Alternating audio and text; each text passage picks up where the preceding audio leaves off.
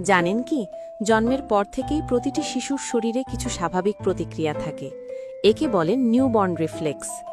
গালে ছোঁয়া লাগলে বাচ্চা মুখ ঘুরিয়ে দুধ খুঁজে নেয়। একে বলে রুটিং রিফ্লেক্স। এর মাধ্যমে সে মায়ের নিপিল খুঁজে পায়।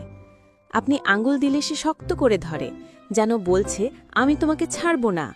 এটা হলো পামার গ্রাস্প। পায়ে আলতো ছোঁয়া দিলে ছোট্ট আঙ্গুলগুলো মিষ্টি করে ছড়িয়ে যায়। এটা হলো ব্যাবিন্সকি রিফ্লেক্স। এর পরপরই পায়ের আঙ্গুল দিয়ে আঁকড়ে ধরার চেষ্টা করে। এটা প্লান্টার গ্রাস্প।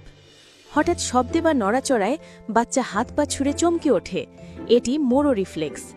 পা কোনো সারফেসে রাখলে মনে হয় সে যেন ছোট ছোট পদক্ষেপ নিচ্ছে, স্টেপিং রিফ্লেক্স।